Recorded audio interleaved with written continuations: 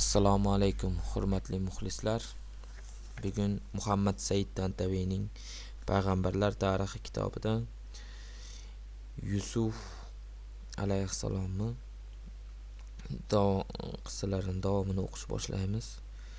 Yusuf og'a-inilarining hasad va nafrati. Avvalgi oyatlarda Yaqub alayhissalomning Yusufga qilgan nasihati keltirilgan bo'lsa, endi og'a-inilarining holati, bunga bildirilgan fikrlari zikr qilinadi. Ular o'zlaricha Yusuf alayhissalomga suiqasd va fitna uyushtirish paydilar.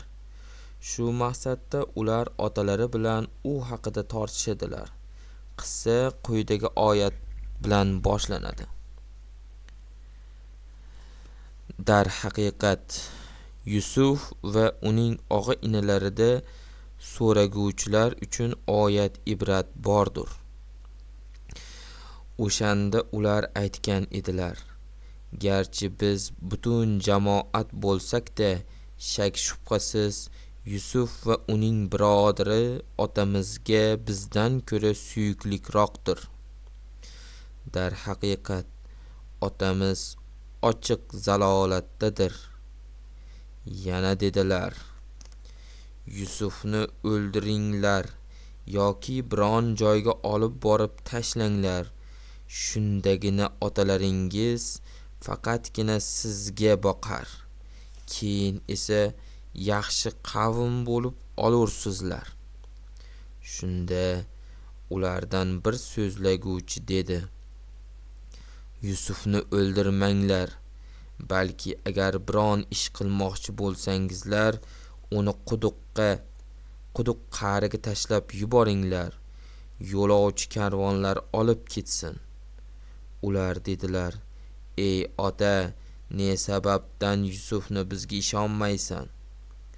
Axir biz uni shak shubhasiz xolis yaxshi ko'ruvchilarmiz-ku. Uni ertaga biz bilan yuborgin, o'ynab yozilib kelsin. Albatta biz uni qo'riqlab muhofaza qiluvchilardirmiz. Yaqub dedi: uni olib ketishlaringiz meni mahzun qilur. Men sizlar g'aflatda qolib uni bo'ri yeb ketishdan qo'rqurman. Ular dedilar: qasamki, agar biz butun bir jamoat bo'lgan holimizda uni bo'ri yeb ketsa, demak biz shak shubhasiz ziyon ko'rguvchi, halok bo'lguvchilardirmiz. Bas, qachonki uni olib ketishib, so'ngra quduq qa'riga tashlashga qasd qilgan vaqtlarida biz unga: sen albatta bu qilmishlari haqida xabar berursan, ular o'shanda sezmaydilar ham, deb vahiy qildik. Dar haqiqat, Yusuf va uning og'a-inilaridan so'raguvchilar uchun oyat ibrat bordir. Yusuf surasi 7-15 oyatlar. Dar haqiqat, Yusuf va uning og'a-inilaridan so'raguvchilar uchun oyat ibrat bordir. Ya'ni Yusuf va og'a-inilari qissasida ularning qissasi haqida so'rovchi ushbu qissadagi hukmlardan o'zi uchun kerakli xulosa chiqarib oluvchi aql sohiblari uchun ibrat va pand nasihatlar bordir. Ushbu oyat bilan Yusuf alayhissalom qissasi boshlanadi. Mazkur oyat bundan keyingi hodisalarga o'quvchi diqqatini tortadi. Voqealarning keyingi rivoji va tafsilotlaridan xabardor bo'lishga undaydi. O'shanda ular aytgan edilar: garchi biz butun jamoat bo'lsak-da, shak shubhasiz Yusuf va uning birodari otamizga bizdan ko'ra suyuklikroq. Dar haqiqat, otamiz ochiq zalolatdadir. Bu yerda uning birodaridan murod Yusuf alayhissalomning tug'ishgan ukasi Benyamindir. U Yusufdan kichik bo'lgan. Qolgan og'a-inilari otasining boshqa xotinlaridan tug'ilgan edilar. Bu yerdagi zalolatdan murod aqida va dindagi adashishlik emas, balki farzandlarga nisbatan munosabat qilishdagi adashishlik, ularning mavqeini to'g'ri baholamaslikdir. Ya'ni og'a-inilar Yusufga makr qilish rejasini tuza turib shunday dedilar: garchi bizlar otamizning xizmatiga yaroqli va unga ko'p manfaat beradigan bo'lsak-da, Yusuf va uning ukasi Binyamin otamizga bizdan ko'ra sevimliroq. Otamiz u ikkisi bizlardan ustun qo'ymoqda ikkisini. Albatta otamiz ushbu qilmishi bilan katta xato qilyapti. U biz turganda qayoqdagi 2 yosh bolani bizlardan afzal ko'rmoqda. Ular ushbu gaplari bilan kelajakda Yusufga qiladigan makrlarini aybini otalariga yuklab, o'zlarini oppoq qilib ko'rsatmoqchi edilar. Bizlarni Yusuf va Binyamindan ayri qilgan, oralarimizga sovuqchilik tushishiga sabab bo'lgan kishi faqatgina otamiz demoqchi bo'ladilar. Otalariga nisbatan ular tomonidan aytilgan bu hukm noo'rin edi. Chunki Yusuf alayhissalomda afzal ko'rishga loyiq bo'ladigan ko'plab fazilatlar va bisyor jamul-jam edi. Al-Asuy aytadi. Tafsir Al-Asuy 12-jild 171-betda. Rivoyat qilinishicha, Yusuf alayhissalom qolgan og'a-inalaridan ko'ra otasiga mahbubroq bo'lgan. Bunga sabab uning go'zal xulqi, odob axloqi edi. Qachonki yuqorida zikr qilingan tushni ko'rgach, Yaqubning o'g'liga bo'lgan otalik muhabbati yanada ziyodalashdi. Bu yerda Yaqub alayhissalomning malomat qilish joiz emas, chunki muhabbat qalbga inson bolasining xohish irodasiga qarab yoki biron kishining ta'siri ostida kirmaydi. Shundan so'ng Yusuf alayhissalomni nima qilish to'g'risida qaror qilinganliklari haqida aytiladi. Yusufni o'ldiringlar yoki biron joyga olib borib tashlanglar. Shundagina otalaringiz faqatgina sizga boqar, ya'ni eng yaxshi qavm bo'lib olursizlar. Ya'ni og'a-inalari pinhona maslahatlasha turib dedilar: otamizga bizlar munosib bo'lsak-da, Yusuf va uning ukasi bizlardan afzal ko'rish bilan juda chegaradan chiqib ketdi.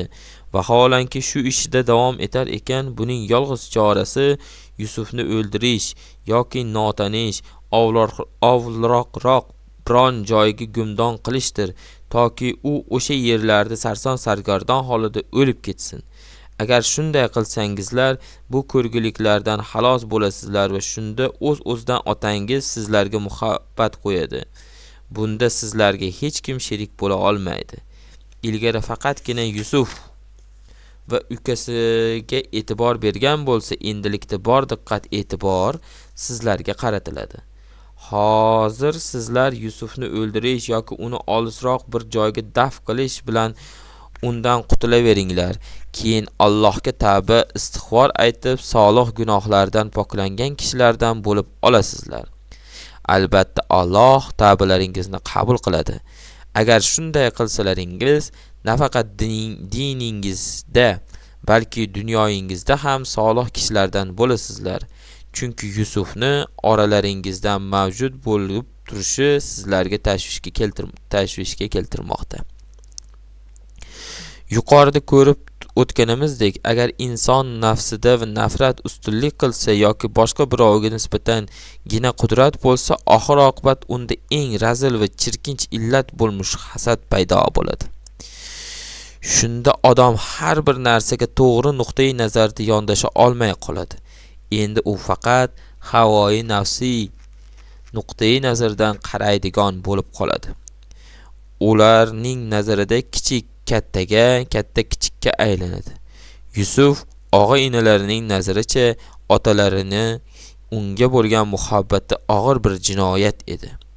Ayni paytda esa o'zlari qotillik kabi eng og'ir jinoyatni yengil sanamoqda edilar. Qilg'iliqni qilib, so'ngra o'zlarini Alloh oldida, otalari va boshqalar oldida pok, gunohlardan xoli ekanliklarini isbotlamoqchi bo'lyaptilar. Og'a-inalar shunday qabih ishni amalga oshirish arafasida turar ekanlar, ular orasidan birlari turib dedi: Yusufni o'ldirmanglar, balki agar biron ish qilmoqchi bo'lsangizlar, uni quduq qa'riga tashlab yuboringlar yo'lovchi karvonlar olib ketsin. Oyatning ma'nosi quyidagicha: kichik ukalariga nisbatan qilayotgan bunday qabih bir hukmlarini eshitib tashvishga tushgan og'a-inilardan biri shunday dedi: Yusufni o'ldirmanglar, zero qotillik katta gunohdir. Uni o'rniga Yusufni quduqqa eng tubiga tashlab yubora qolinglar. Shunda u dom daraksiz yo'qoladi, balki uni yo'lovchilar quduqdan tortib olishar va u shunda sizlardan uzoq bo'lgan joylarga ravona bo'lur. Shu zayl qalblaringiz orom oladi va otalaringiz ham sizlarga boqadi. Ushbu gaplar aka-ukalarning qaysi biri tomonidan aytilgan Qur'oni Karimda tilga olinmagan, chunki bundan biron foyda yo'q. Lekin ba'zi mufassirlar so'zlaguvchidan murod Yahuzodir deb aytishgan. Asosiysi u og'a-inalari orasida bir kishi edi va ular Yusufni to ajali yetgunicha o'ldirmaslikka qaror qildilar. Aytishadiki, ushbu taklifdan ibrat, hikmat va fikr sog'lomligi bor. U og'a-inalarining qasos olishda chegaradan chiqib ketishdan qaytarib qoldi va ularga boshqa bir taklifni o'rtaga tashladi. U ham bo'lsa Yusufni otasining ko'zidan uzoqlashtirib, quduq qa'riga tashlab yuborish edi. Og'a-inalar shunday qarorga kelishganidan so'ng Yaqub alayhissalom oldiga kelib shunday dedilar: Ey ota, ne sababdan Yusufni bizga ishonmaysan? Axir biz u uchun xolislardanmiz-ku. Uni ertaga biz bilan yuborgin, o'ynab yozilib kelsin. Albatta biz uni muhofaza qilguvchidirmiz. Ya'ni og'a-inalar Yusufni o'zlari bilan safarga olib chiqish uchun otalarini ko'ndirish paydi. Ey ota, nega sen Yusufni bizlar bilan saylga chiqishiga ko'p ishonmaysan? Vaholanki biz uni juda yaxshi ko'ramiz. Axir u kichik ukamiz bo'lsa, biz unga faqat chin dildan yaxshilik qilishni xohlaymiz. Unga nisbatan qalbimizda na biron kek adovat va na bir g'arazimiz bor, dedilar. So'ngra ular o'z talablariga quyidagi jumlalarni ham ziyoda qildilar: Uni ertaga biz bilan yuborgin, o'ynab yozilib kelsin. Bu yerdagi o'yindan murod hordiq chiqarish va charchoqbosda o'yinlarni o'ynashdir. Ya'ni ey ota, uni biz bilan yuborgin, turli xil meva-cheva va shunga o'xshagan narsalarni istaganicha yesin. Sakrash, yugurish va har xil musobaqalar orqali o'ziga charchoqni chiqarsin, ko'ngli yozilsin. Albatta biz unga aziyat yoki biron yomon korxol bo'lishiga ham yo'l qo'ymaymiz. Uni har qanday falokatdan ko'z qorachig'imizdek asraymiz, hatto gard ham yuqtirmaymiz. Ularning bu gapidan o'zlarining g'arazli manfur niyatlarini amalga oshirish uchun otalarini ko'ndirishga qattiq bel bog'laganliklarini tushunish qiyin emas. Shundan so'ng otalarining ularga qilgan javobi keltiriladi: Uni olib ketishlaringiz meni mahzun qilur. Men sizlar g'aflatda qolib uni bo'ri yeb ketishidan qo'rqurman. Ya'ni ey o'g'illarim, Yusufdan bir oz muddat bo'lsa-da ayrilishim men uchun og'irdir. Bu narsa meni qattiq g'amga botiradi. Shuning barobarida agar sizlar uni o'zlaringiz bilan safarga olib chiqadigan bo'lsangiz, sizlar o'z ishingiz bilan mashg'ul yoki bee'tibor bo'lganingizda uni bo'ri yeb ketishidan xavfsirayapman. Shunda og'aynilar qattiq ohangda shunday dedilar: Qasamki, agar biz butun bir jamoat bo'lgan holimizda uni bo'ri yeb ketsa, demak biz shak shubhasiz ziyon ko'rguvchi, halok bo'lguvchidirmiz. Ya'ni ular otalarining qalbiga xotirjamlik kiritib, qalbida g'ulg'ulani archish va undan qo'rquv mahzunni ketkazish maqsadida: Ey ota, Allohga qasamki, Yusuf biz bilan birgalikda uning xavfsizligi va salomatligiga o'ta harismand bo'lgan holimizda agar uni bo'ri yeb ketadigan bo'lsa, unda biz katta ziyon ko'rguvchilardan, biron narsaga salohiyatsiz kishilardan hisoblanamiz, dedilar. Oxir oqibat chorasiz qolgan ota o'g'illarining ushbu talablariga rozi berishga majbur bo'ldi. Qur'on buni o'zining balog'at va fasog'atli uslubi ila hikoya qiladi. Bas, qachonki uni olib ketishib, so'ngra quduq qa'riga tashlashga qasd qilgan vaqtlarida biz unga sen albatta bu qilmishlari haqida xabar berursan, ular o'shanda sezmaydilar ham deb vahiy qildik. Ya'ni qachonki ular otalarini ko'ndirishgach, ertasi kuni Yusufni o'zlari xohlagan tomonga olib ketdilar va uni quduqqa tashlashga kelishib, buni bajardilar ham.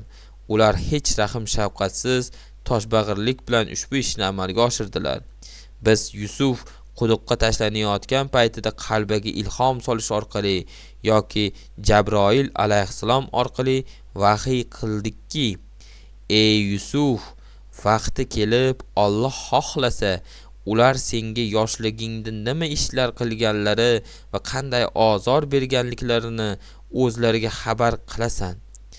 Bu yerdagi og'a-inalarning qilmishlaridan murod unga ozor berishlari va Yusuf alayhissalomni quduqning qa'riga tashlab yuborishlaridir. Ular o'shanda sezmaydilar ham. Ya'ni vaqti soati kelib ularga qilib o'tgan yomon ishlar haqida aytganingda, bu sen, ya'ni Yusuf ekaningni sezmaydilar. Chunki oradan ancha vaqt o'tib ketganini sabab ular seni o'lib ketgan deb hisoblaydilar. Sen o'shanda butun bir mamlakat xazinasiga qo'riqchi bo'lasan. Ular bo'lsa sendan madad va marhamat so'rab huzuringga tiz cho'kib keladilar. Alloh taoloning ushbu amri ko'p o'tmay o'z tasdig'ini topdi. Oyatda shunday deyiladi: endi qachonki Misrga yetib kelib Yusuf alayhissalomning huzuriga kirishgach dedilar: ey ulug' zot, bizni va ahli oilamizni ocharchilik ushladi. Yusuf surasi 88-oyat.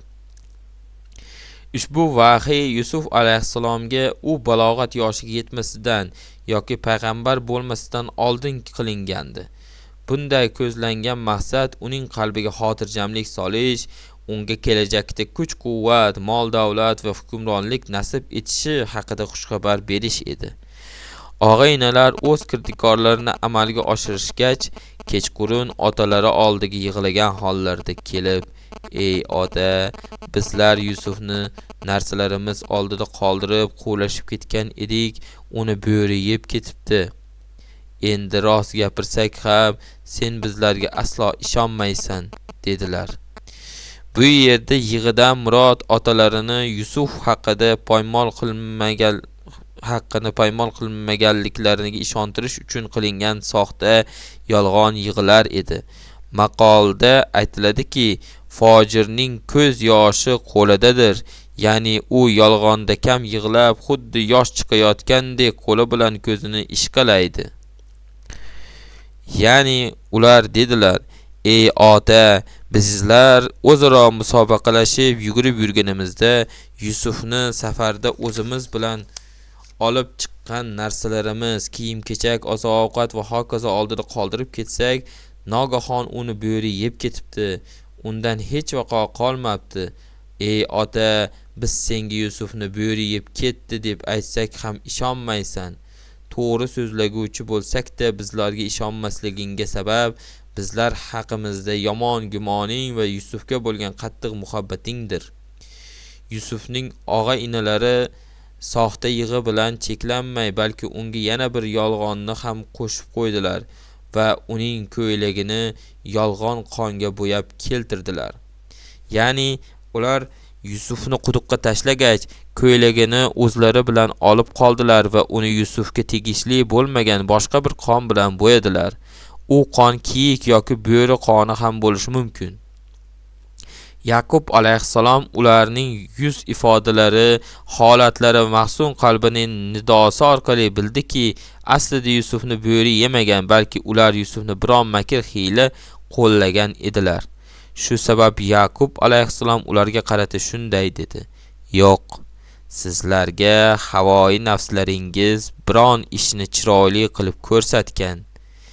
Ya'ni Yaqub o'g'illariga qayg'uli ohangda dedi: sizlar da'vo qilayotganingizdek Yusufni bo'ri yeb ketmagan, balki nafrat va adovatga to'la qalbingiz unga nisbatan biron yomonlik, qabih ishni sodir etishni sizlarga ziynatlab ko'rsatgan. Kelajakda Alloh xohlasa, uning asl haqiqati ochilajak.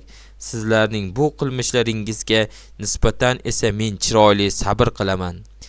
Rabbimning o'zi haqiqatlarni yuzaga chiqaruvchi, maxfiy narsalarni oshkor qilguvchidir. Mavridi kelib, uning irodasi ila o'g'lim bilan albatta yana diydor ko'rishamiz. Al-Suy aytadi. Tafsiru Al-Suy 12-jild 179-betda. Ibn Abu Xotim va Abu Shayx Qatoda roziyallohu anhudan rivoyat qiladilar.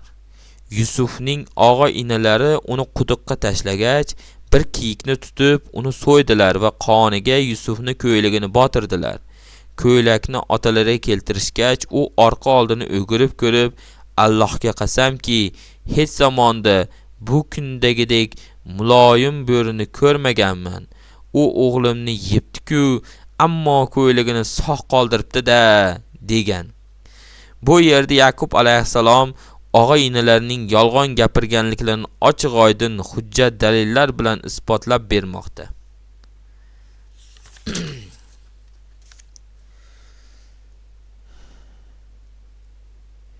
Yusufning quduqdan tortib olinishi va arzon narx bir necha dirhamga sotib yuborilishi.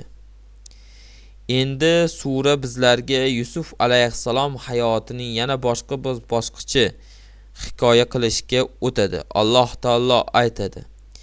Bir karvon kelib, o'zlarining suv izlovchilarini yuborganlarida u chelakni tashlagan ediki, shunda u suyunchi beringlar, bu bola-ku deb yubordi. So'ng uni sotiladigan narsalari qatoriga yashirib qo'ydilar. Alloh ularning qilayotgan amallarini bilib turguvchidir. Keyin uni arzon bahoda bir necha tangaga sotib yubordilar. Chunki ular qiziqmagan edilar. Uni Misrdan sotib olgan kishi xotiniga uni yaxshilab joylashtirgin, shoyat bizga biron foydasi tegib qolsa yoki o'zimizga bola qilib olurmiz, dedi.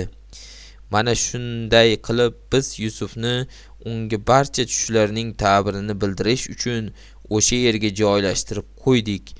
Alloh o'z ishida g'olibdir, lekin odamlarning ko'plari bilmaydilar. Qachonki u voyaga yetgach, unga hikmat va bilim berdik. Biz chiroyli amal qilguvchi zotlarni mana shunday mukofotlaymiz.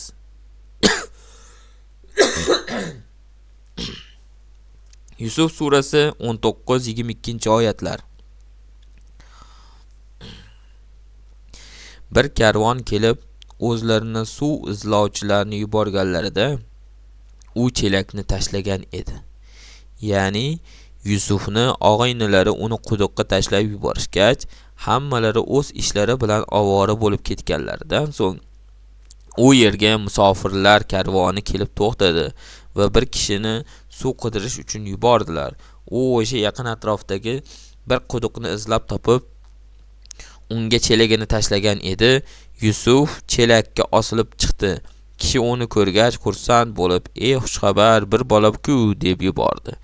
O'sha kishining baland ovozi, "Ey xushxabar, suyunchi beringlar" deb nido qilishiga sabab Yusuf alayhissalomni ko'rib, ich-ichidan xursand bo'lib, sevinib ketganligida edi. Chunki Yusuf tashqi ko'rinishdan ham es-xushli, aqlli, sog'lom bolalardan ekani shundoq bilinib turardi. So'ng uni sotiladigan narsalar qatoriga yashirib qo'ydilar. Oyatning ma'nosi quyidagicha: Musofirlar jamoasi Yusufning quduqdan tortib olingani xabarini boshqalarga aytishdan yashirdilar. Chunki ular quduqqa yaqin joyda istiqomat qiladigan biron kishi uni so'rab kelishidan xavfsirar edilar. Shu sabab uni xuddi sotiladigan bir buyum qatorida sanadilar va Yusufni itoatgo'y qullardan ekanini aytib, uni sotishlarini ham da'vo qildilar. Balki Yusuf quduqdan tortib olingach, boshidan o'tgan voqealarni ularga so'zlab bergandir. Ammo yo'lovchilar Yusufni sotib pul qilish, undan biron manfaat ko'rish maqsadida bu gaplarga unchalik e'tibor bermagandirlar. Alloh ularning qilayotgan amallarini bilib turguvchidir. ya'ni Alloh taolodan biror narsa maxfiy qolmas. U zot yo'lovchilarni Yusufga qilgan noo'rin harakatlari quduqdan tortib olib, uni arzon bahoga arzimagan dirhamga sotib yuborganlarini ham bilib turadi. Keyin uni arzon bahoda bir necha tangaga sotib yubordilar, chunki ular qiziqmagan edilar. Ya'ni o'sha musofirlar Yusufni o'z manfaatlari yo'lida ishlatdilar. Uni bozorga olib borgach, arzimagan narxga pulladilar. Chunki o'sha savdogarlar Yusufni o'zlari bilan qolishiga unchalik ham rag'bat qilmas. Iloji boricha uni ozroq pulga sotib bo'lsa ham Yusufdan qutulish payida edilar. Uni Misrdan sotib olgan kishi xotiniga uni yaxshilab joylashtirgin, shoyat bizga biron foydasi tegib qolsa yoki o'zimizga bola qilib olarmiz, dedi. Bu yerda Alloh taoloning Yusuf alayhissalom ko'rsatgan ochiq-oydin marhamati bayon qilinmoqda. Aytishlaricha, uni sotib olgan kishi o'sha paytda Misr mamlakatida mirshablar boshlig'i edi. Ba'zilar Misr hokimining o'zi deb aytishgan. Balki avval mirshablar boshlig'i, keyinchalik esa Misr podshohi bo'lgandir. Ya'ni o'sha kishi Yusufni sotib olgach, xotiniga tayinladi. Yusufni yaxshi joyga joylashtirib, uni hurmat, ehtirom qilgin. Undan yaxshilik va marhamatni daraxt tutma. Shoyat bizga biron foydasi tegib qolsa yoki o'zimizga bola qilib olarmiz. Bu jumla nima uchun unga ikrom ko'rsatish sababini izohlab kelmoqda. Ya'ni shoyat ushbu bola bizga turli ishlarimizda manfaat keltiradigan salohiyatlardan bo'lsa yoki boqib katta qilgach uni xuddi o'z farzandimizdek hisoblasak. Chunki men unda yaxshilik alomatini ko'rmoqdaman. Nasl nasabi tozaga o'xshaydi, xulq odobi go'zal ko'rinadi. O'zimizga bola qilib olarmiz jumlasi ularning farzandi bo'lmaganligiga dalolat qiladi. So'ngra Alloh taoloning Yusuf alayhissalom ko'rsatgan boshqa bir ne'matlari xususida so'z yuritiladi. Biz Yusufni unga barcha tushlarning ta'birini bildirish uchun o'sha yerga joylashtirib qo'ydik. Alloh o'z ishida g'olibdir, lekin odamlarning ko'plari bilmaydilar. Ya'ni bizning Yusufga ko'rsatgan marhamatimiz sifatida unga ko'plab imkoniyatlar berdik. Uni Misr yurtiga joylashtirdik. Bundan ko'zlangan asosiy maqsad u yerdagi odamlarning yaxshilikka buyurib, yomonlikdan qaytarish edi. Bu imkoniyatlarni unga berishdan yana bir maqsad Yusufga tushlarning ta'birini anglatish. Aqlli, yetuk so'zlarni ma'nosini to'g'ri anglab yetadigan kishilardan qilish edi. Zero Alloh taolo o'z iroda qilgan kishilarning ne'matlarini komil qilib berguvchidir. Uni biron kishi to'solmas. Allohning xohishiga hech kim qarshi bora olmaydi. Lekin ko'pchilik odamlar buning asl haqiqatini anglab yetmaydilar. Lekin odamlarning ko'plari bilmaydilar. Jumlasi Alloh taoloning ba'zi xos bandalariga o'z fazlidan ilm, fahm, farosat, basirat nuri, hikmat va shu kabi ne'matlarni ato qilishiga dalolat qiladi. Ular shu orqali oddiy inson tushunmaydigan haqiqat, oddiy ko'z bilan payqab bo'lmaydigan tilsimotlarni anglab yetadilar. So'ngra Yusuf alayhissalomga ko'rsatilgan boshqa ne'matlar haqida hikoya qilinadi. Qachonki u voyaga yetgach, unga hikmat va bilim berdik. Biz chiroyli amal qilguvchi zotlarni mana shunday mukofotlaymiz. Ya'ni Yusuf alayhissalom voyaga yetib kuch-quvvatga to'lgach, biz unga o'z fazl va marhamatimiz bilan uning har bir aytgan so'zi va qilgan ishiga hikmat berdik. Shuningdek, unga manfaatli ilm, dunyo va oxirat ishlarida foydasi bo'lsin deb to'g'ri fahm farosat ato etdik. Xuddi shuningdek, ushbu marhamatimiz va buyuk ne'matlarimizni Alloh taolo buyurgan amallarni ixlos bilan sidqi dildan bajaradigan, so'zi va amalida sodiq bo'lgan siddiq kishilarga, faqat yaxshilik qiluvchi zotlarga ham in'om etamiz.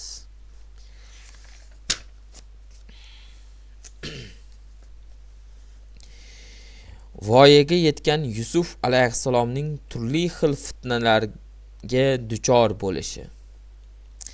Suraning avvalgi oyatlarida Misr hokimi Yusufni sotib olishi va o'z ayoliga uni hurmatlash ta'kidlab aytganini hikoya qilingan bo'lsa, kelgusi oyatlarda esa Yusuf alayhissalom hayotining eng nozik va xatarli bosqichi haqida aytib o'tiladi. U ham bo'lsa, Yusuf alayhissalom voyaga yetib, Alloh unga hikmat va ilm bergach, turli xil fitna, ig'volarga uchrashidir. Yusuf alayhissalom ushbu fitnalarga qarshi o'zining sog'lom qalbi, chiroyli odobi, sabr toqati bilan munosib javob qaytardi. Alloh taolo unga najot berdi. Suraga quloq tutaylik. U bizga Misr hokimi ayolining qilmishlari va nafsining xohishlariga erishish uchun nimalar qilgani haqida hikoya qilinadi. U uyida bo'lgan ayol uni yo'ldan urmoqchi bo'ldi. Eshiklarni mahkam berkitib, "Kela qolgin" deganida u aytdi: "Alloh saqlasin, axir u menga yaxshi joylar bergan hojam-ku." Albatta, zolim kimsalar aslo najot topmaslar. Haqiqatdan Zulayho unga intildi. Agar Parvardigorning ochiq hujjat alomatlari ko'rmaganida, u ham Zulayhoga intilgan bo'lar edi. Undan yomonlik va buzuqlikni chetlatish uchun mana shunday qildik. Zero u pokiza bandalarimizdandir. Ikkalasi ham eshik tomonga chopishdi va uning ko'ylagi orqa tomondan yirtib yubordi. Eshik oldida esa hojasi eriga yo'liqib qolishdi.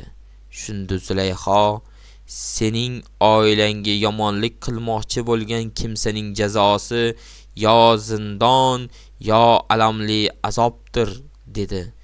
Yusuf alayhissalom aytdi: "Uning o'zi meni yo'ldan urmoqchi bo'ldi." Shunda uning urug'laridan biri guvohlik berib dedi: "Agar uning ko'ylagi old tomondan yirtilgan bo'lsa, u holda Zulayhoning gapi rostdir va Yusuf yolg'onchilardandir. Agar ko'ylagi orqa tomondan yirtilgan bo'lsa, u holda Zulayhoning gapi yolg'ondir, Yusuf rostgo'ylardan bo'lur." Endi qachonki uning ko'ylagi orqa tomondan yirtilganini ko'rgach, albatta bu sizlarning makr hiylalaringizdandir. Dar haqiqat sizlarning makrlaringiz juda zo'rdur. Yusuf, sen buni unutgin, sen esa Zulayho, qilgan gunohingga istig'for ayt, tavba qil, chunki sen adashgan kimsalardan bo'lding, dedi. Yusuf surasi 23-29-oyatlar. U uyida bo'lgan ayol uni yo'ldan urmoqchi bo'ldi. Ushbu oyat bilan Misr hokimining uyida Yusufning boshidan o'tkazgan voqealar hikoya qilish boshlanmoqda. Yusuf bilan o'sha ayol Zulayho o'rtasida bo'lib o'tgan hodisa va ayolning Yusufga xuddi o'zining shariy halol eriga nazar solgani kabi shahvat bilan qaraganini aytib o'tilmoqda. Ushbu oyatdan bilish mumkinki, Misr hokimining ayoli o'z maqsadiga g'arazli yo'l bilan bo'lsa-da erishishga tayyor. Buning uchun u makr, hiyla va nayranglardan foydalanishdan ham tap tortmas edi. Yusuf alayhissalom esa Alloh taolodan qo'rqqanligi uchun u ayol talab qilayotgan narsadan o'zini tiyib qoldi. Alloh taolo qissada ayolning ismini zikr qilmay, balki u uyida bo'lgan ayol deb atamoqda. Bundan maqsad uning nomini ko'pchilikka oshkor qilmaslik, ya'ni yashirishdir. Bu yuksak odoblardan biridir. Qur'oni Karimda ham ushbu uslub yetakchilik qiladi. Ya'ni Qur'oni Karimdagi suralarda aksariyat holatlarda atoqli ismlar, shahar, mamlakat, tarixiy shaxslar nomlari, tarixiy sana, oy yoki kunlar zikr qilinmaydi. asosan keltirilayotgan xabarning mazmun mohiyatiga, ibratli, nasihatli tomonlarga e'tibor qaratiladi. Masalan, qavm egalarining soni qancha bo'lgani va ularning ismi, nima bilan shug'ullanganlari, o'sha voqealar qachon va qayerda bo'lib o'tgani haqida Qur'onda aniq aytilmagan. Bizdan talab qilinadigan narsa ulardan ibrat olish xolos. Eshiklarni mahkam berkitib, kela qol deganida, ya'ni Zulayho o'zi va Yusuf turgan xonaga olib kiruvchi barcha eshiklarni mahkamlab yopib qo'ydi. Shu yo'l bilan Yusuf alayhissalomni majburlab bo'lsa-da, o'z istagini ko'ndirmoqchi edi. So'ngra uning oldiga kelib, hayosizlarcha kela qolgin dedi. Ya'ni, mana men sen uchun o'zimni bag'ishladim. Bas, men tomon kel. Zulayho tomonidan aytilgan ushbu ochiqdan ochiq da'vat uning rag'batini oshkora izhor etishda uchiga chiqqanligini dalolat qiladi va uning bu gapidan ayollarga xos bo'lgan ibohayot tushunchalari unga yot ekanini ham bilib olamiz. Odatda ayollar toliba emas, balki matluba bo'ladilar. Ya'ni ularga erkaklar tomonidan xohish bildiriladi. Bu sohada tashabbus ayollardan emas, erkaklardan chiqishi lozim. Zulayho Yusuf alayhissalomni fitnalantira boshlagach, u qat'iy ohangda shunday dedi: Alloh saqlasin, axir u menga yaxshi joylar bergan hojam-ku, albatta zolim kimsalar aslo najot topmaslar. Eslatma: bu yerda hojam ifodalangan so'z asliyatda Robbiy lafzidan keltiriladi. Ushbu so'zning Rabb, Parvardigor hamda hoja, xo'jayin ma'nolari mavjud. Ba'zi tafsir kitoblarida ushbu oyatda Rabb so'zi Alloh taologa tegishli ekani aytilgan. Tantaviy ushbu so'zni Allohga tegishligini aytgan bo'lsalar, Alavuddin Mansur o'z tarjimasida uni hojam, xo'jayin deb keltirgan. Balki ushbu oyatdagi mazkur so'z ikkala ma'noda ham qo'llanilsa bo'lar. Uning asl haqiqati faqat Allohgagina ma'lumdir. Ya'ni Yusuf unga javob bera turib shunday dedilar: Allohning o'zi meni o'z panohida asrasin. Men fahsh va munkar ishlarni sodir etishdan saqlanishda u zotdan madad so'rayman. Rabbim meni quduqdan qutqarib, sha'nimni ulug'ladida, oddiy bir insondan izzat ikrom sohibiga aylandim. Vaholanki Alloh menga shuncha ne'matlarni muhayyo qilib qo'ygan ekan, nima uchun endi uni g'azablantiradigan, u zot rozi bo'lmaydigan gunohlarni sodir etishim kerak ekan? Yo'q, zinhor bu ishga qo'l urmayman, chunki kimki Allohni g'azablantiradigan biron ishni qilsa, batahqiq u ziyon ko'rguvchilardan bo'lib qoladi. Ba'zi toifalar axir u menga yaxshi joylar bergan jumlasini Zulayhoning eriga tegishli deb aytganlar. U holda oyatning ma'nosi quyidagicha bo'ladi: meni o'z puliga sotib olib, izzat ikrom qilgan, menga shafqat ko'rsatgan eringga xiyonat qilish va uning obro'sini toplashdan Allohning o'zi saqlasin. Ushbu jumlalarni aytilishicha Yusuf alayhissalom Zulayhoga Alloh taolo va erining haqlarini muloyimlik bilan tushuntirib, uni o'zi xohlab turgan shahvatlardan tiyilishiga chaqirish, ogohlik sari da'vat qilgan. Albatta zolim kimsalar aslo najot topmaslar. Bu Yusuf alayhissalomni o'sha ayol bilan munkar ishni sodir etishdan qaytarib turgan boshqa bir sabab edi. Ya'ni Alloh taolo qaytargan munkar ishlarni sodir etishning oqibati baxtsizlik, muvaffaqiyatsizlik, dunyo va oxiratda katta bir ziyon ko'rishdan boshqa narsa emas. Bu yerdagi zolim kimsalar jumlasi zinokorlar ma'nosida ham keladi. Aql va shahvat o'rtasidagi ushbu shiddatli ayovsiz kurashda Yusuf alayhissalom iffat, hayo, sharaf va omonatni o'ziga qurol qilib oldi. Ammo aql va iffat, shahvat va nafs o'rtasidagi kurash hali intiho topganicha yo'q. Qur'oni Karim bizga voqealarning keyingi rivoji haqida shunday hikoya qiladi. Haqiqatdan Zulayho unga intildi.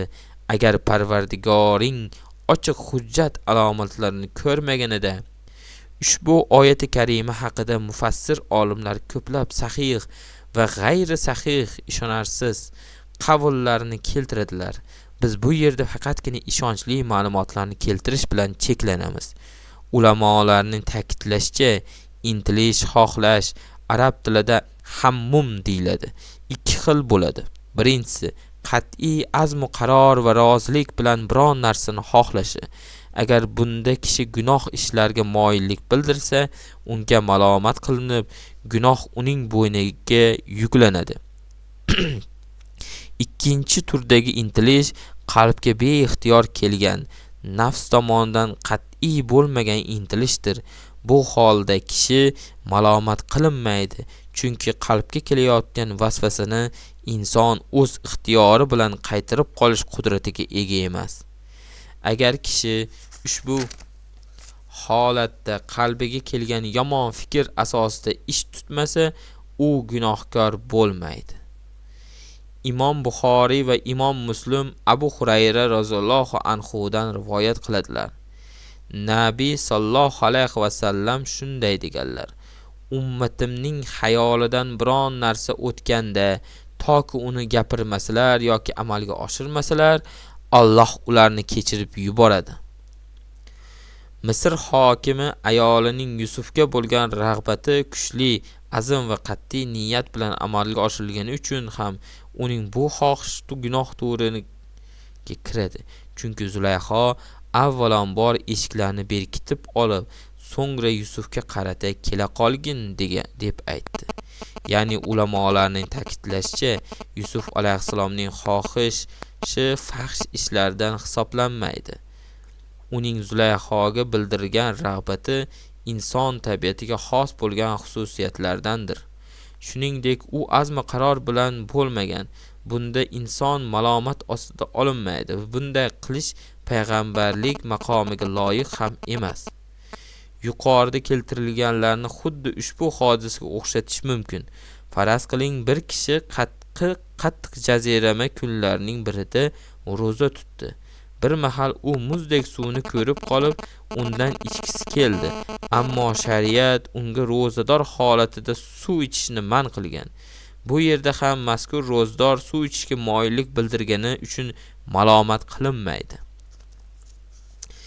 Oyatdagi Parvardigorining ochiq hujjat alomati dan murod Yusuf alayhissalom qalbidagi manfaatli ilm urug'i, kuchli iymoni edi. Shu yo'l bilan u ayolni chaqirig'iga raddiya bildirib o'zini tiyib tura oldi. Yoki ushbu oyatdan murod Imom Ibn Jarir Tabari aytganidek, fahsh ishlarni sodir etgan kimsalarni Alloh dargohida qanchalar uqubatlarga duchor bo'lishini ko'rishi edi. Oyatning ma'nosi quyidagicha: Zulayho Yusufni Alloh qaytargan ishga ko'ndirish uchun turli usullarni qo'lladi. Yusuf ham insoniylik tabiatidan kelib chiqib unga moyillik bildirdi. Ammo u Alloh taoloning tavfiqi bilan ushbu qiyin vaziyatdan omon chiqib keta oldi. Shahvatlar ustidan g'olib keldi. Allohdan qo'rqqani tufayli u zot belgilab qo'ygan chegarani hatlab o'tmadi. O'tmish va hozirgi zamon mufassirlarining ta'kidlashicha, Parvardigorining ochiq hujjat alomatidan murod Alloh bandalarini doimo kuzatib turganini his qilish, muroqaba, undan qo'rqish va Allohni belgilab qo'ygan chegaralarni bilishdir. O'tmish mufassirlar bo'lmish Kashshof muallifi Mahmud Zamaxshariy ushbu oyatni quyidagicha tushuntiradi. Haqiqatdan Zulayho unga intildi, ya'ni Yusuf bilan aloqa qilishni xohladi. Yusuf ham unga intildi, ya'ni Zulayho bilan aloqa qilishga rag'bat bildirdi. agar Parvardigorining ochiq hujjat alomatlarini ko'rmaganida, ya'ni agar shunday bo'lmaganida Yusuf Zulayho bilan munosabat qilgan bo'lar edi.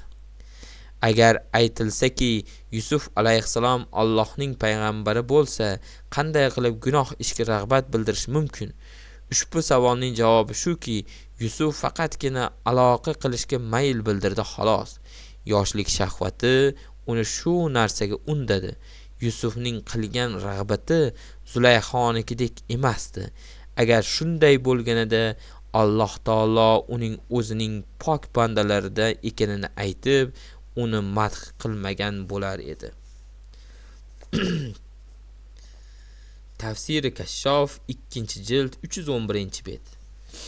Mufassir olimlardan hisoblanmish Alasuy Tafsiru Alasuy 12-jild 191-betida shunday deydi: Agar Parvardigorining ochiq hujjat alomatlari ko'rmaganida, ya'ni agar Yusuf zinoning eng qabih jinoyatlardan va eng manfur yo'llardan ekanini bilmaganida, o'sha ishni amalga oshirgan bo'lar edi.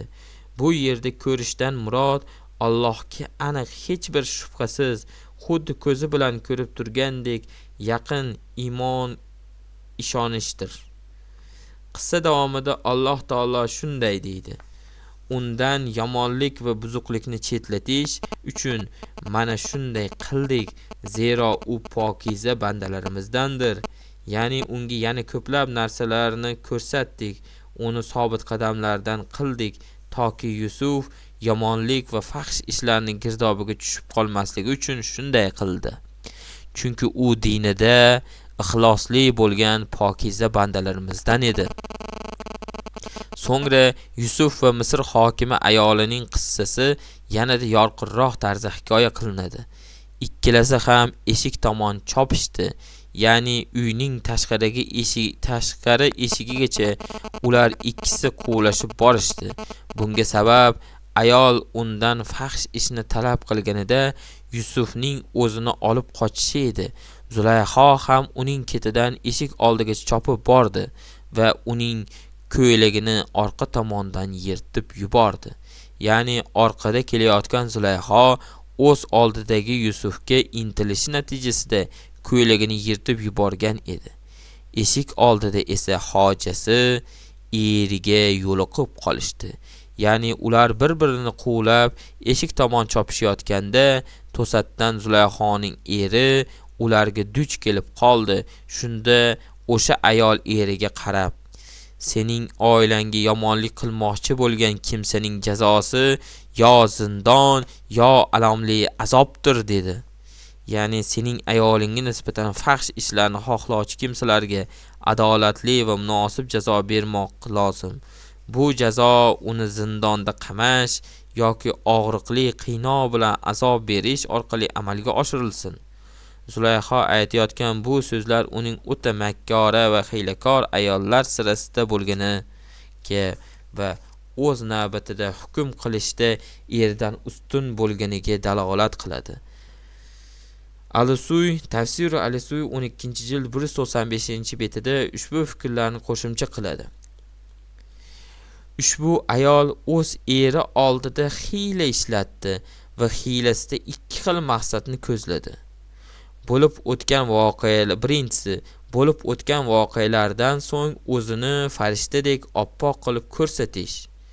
Ikkinchisi, Yusufning itoatsiz ekani va qalbiga qo'rquv solganini ro'kach qilib, eriga uning aybsiz emasligini uqtirish edi. Ayol o'sha jumlani aytar ekan, faqatgina Yusufga xoslab, sening ayolingga yomonlik qilmoqchi bo'lgan Yusufning jazosi mana bu deb aytmadi, balki umumiy tarzda barchaga tegishli qilib gapirdi, toki boshqalar ham bundan ibrat olib sergak tortsinlar. Go'yoki bu hammaga taalluqli bo'lgan qonun edi. So'ngra Zulayxoni Yusufga bo'lgan kuchli muhabbati va azobni bir oz bo'lsa-da ortga surish maqsadida zindonni esga olishga undadi. Zero oshiq hech vaqt o'z ma'shuqasiga ozor yetkazish payida bo'lmaydi, balki ushbu zindon jazosidan murod bir yoki 2 kunlik muddat ichidagi yengil jazo turidir. Yusuf alayhissalom o'ziga bildirilgan quruq hech bir asossiz tuhmatga qarshi faqatgina uning o'zi meni yo'ldan urmoqchi bo'ldi deyish bilan cheklandi xolos. Ya'ni Yusuf o'ziga bildirilayotgan nohaq ayblovlarga qarshi shunday dedi. U aytganidek, men unga yomonlik qilmadim, balki uning o'zi meni ig'vo va targ'ib qilib yomon ishni sodir etishimga undadi. Shu payt Zulayxoning urug'laridan biri guvohlik berib dedi: agar uning ko'ylagi old tomondan yirtilgan bo'lsa, u holda Zulayxoning gapi rost va u yolg'onchilardandir. Agar ko'ylagi orqa tomondan yirtilgan bo'lsa, u holda uning gapi yolg'on va Yusuf rostgo'ylardan bo'lur. Ba'zi toifalarning ta'kidlashicha, ushbu guvohlik beruvchi Zulayxoning tog'asining o'g'li yoki beshikdagi bir go'dak bo'lgan. Bu haqida asarlarda ham rivoyatlar ham bor. Ibn Jarir, Bayhaqi va Imom Ahmadlar Ibn Abbos roziyallohu anhudan rivoyat qilishlaricha, Nabiy sallallohu alayhi va sallam shunday deganlar: 4 kishi beshikda go'dakligiga qaramay tilga kirgan. Ibn Moshita binti Firavun, Yusufning guvohi, Jurayj sohibi va Iso ibn Maryam. Nima bo'lganda ham Alloh taolo ushbu mashaqqatli lahzalarda Misr hokimining oldida Yusufni oqlab olish uchun bir guvohlik beruvchi bo'lishini hamda barchaga ta'sirli bo'lishi va odamlarga Yusuf pok ekanini hech bir shubha qilmasliklarini uchun ushbu guvohlik beruvchi odam Zulayxoning o'z qarindoshlari orasidan bo'lishini iroda qildi.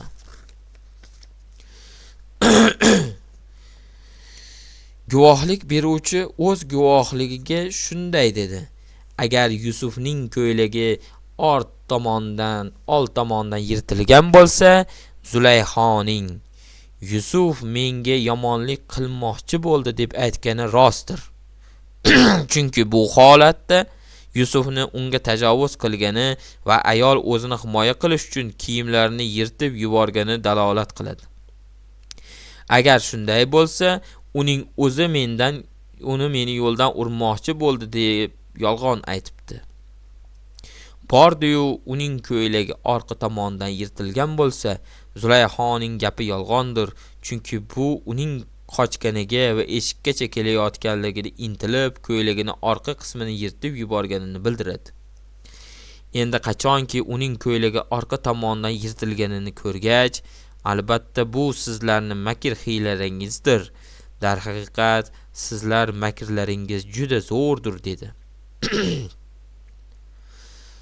Bu jumla haqiqat ro'yi rost ochilgach erining Zulayxoga aytgan gapidir. Ya'ni qachonki Misr hokimi Yusufning ko'ylagi orqa tarafdan yirtilganini ko'rgach, xotiniga qarab malomat ohangida shunday dedi: Yusuf beayb bo'la turib unga tuhmat toshlarini ochishing siz ayollarning makr hiylalaringizning biridir.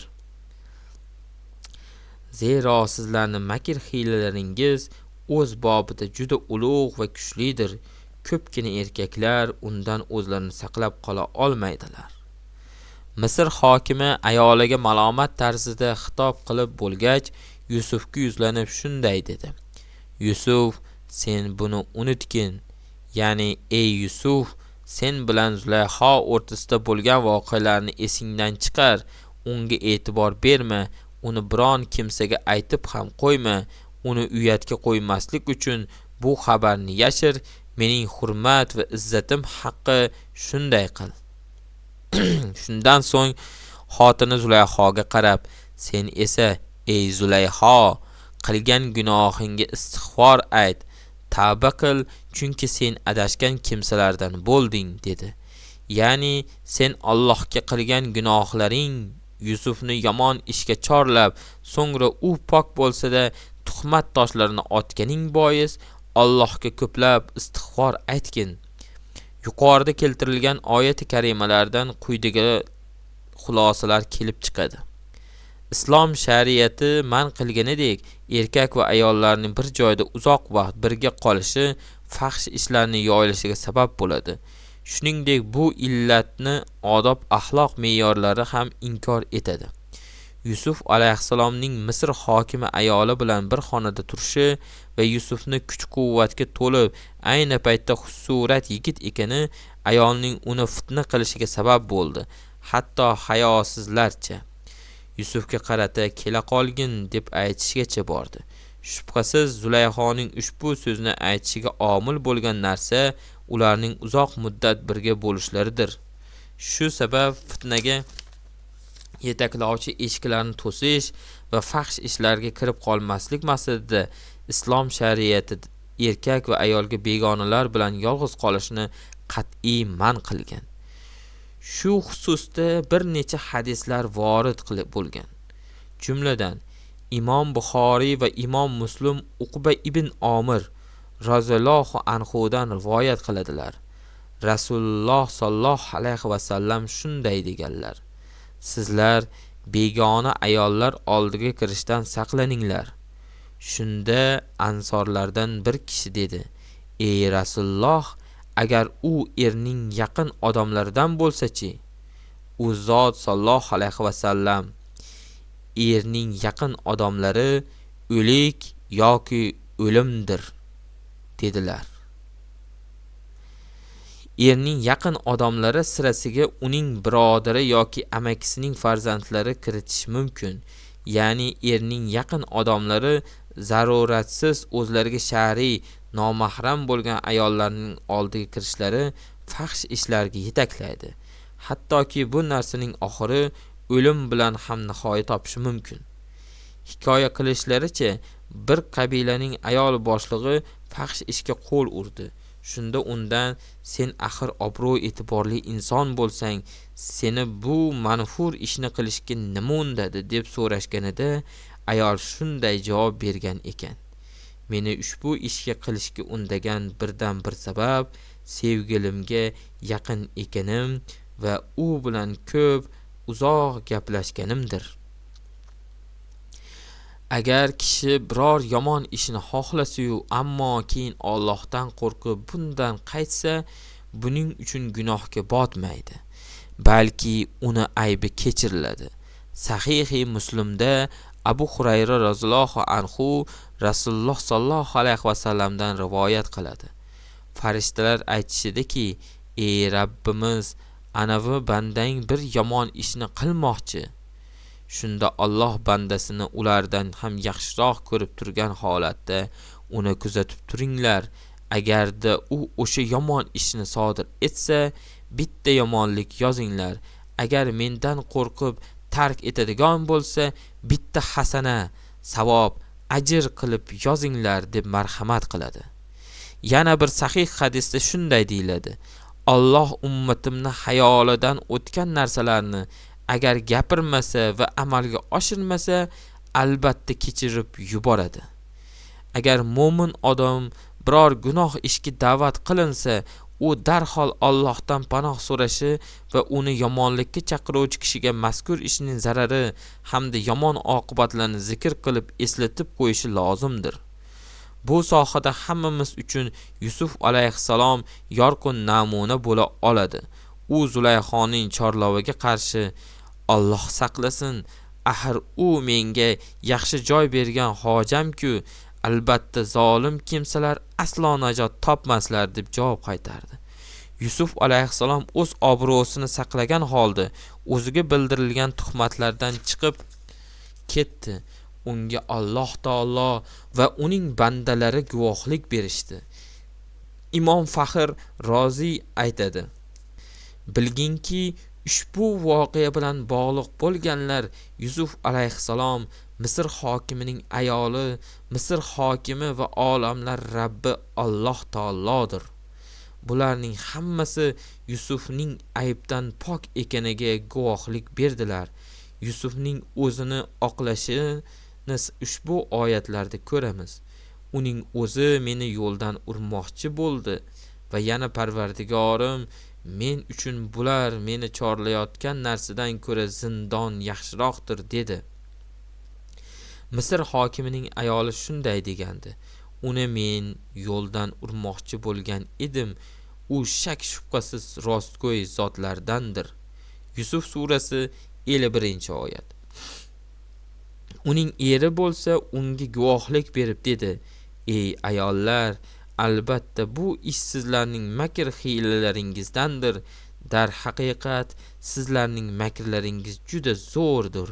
Yusuf surasi 28-oyat. Alloh taoloning Yusuf aybsiz ekaniga guvohlik berishini ushbu oyatda ko'rishimiz mumkin. Undan yomonlik va buzuqlikni chetlatish uchun mana shunday qildik, zero u pokiza bandalarimizdandir. Yusuf surasi 24-oyat. Ushbu qissadan yana bilib olishimiz mumkinki, Misr hokimining o'z ayoli oldida mavqei juda zaif va ta'sirsiz edi. Shu sabab u erini qo'lida o'yinchoq qilib o'ynatardi. Mana shu narsa uning uyatsizlarcha va maqtanchoqlik bilan, dar haqiqat men uni yo'ldan urmoqchi bo'lgandim, u poktomonlik qildi, bo'ysunmadi. Qasamki, agar mening amrimni bajarmas ekan, albatta zindonga tashlanur va xor-zor qilinur. Yusuf surasi 33-oyat deyishiga sabab bo'ldi. Qur'oni Karimda Yusuf va Zulayho o'rtasidagi ishq mojarosi hayotiy qilib, ayni paytda o'ta hikmatli tarzda ifodalangan. Bu yerda jumlalarni qo'llashda aslo odob doirasidan chiqilmagan. Uni eshitgan odamning ehtiroslari junbushga ham kelmaydi. Shuningdek, Yusuf alayhissalom qissasining ma'nosi ham uning hajmiga munosib, qissadagi har bir ko'rinish hikmat va ibratga to'la. Eshitganingiz uchun rahmat.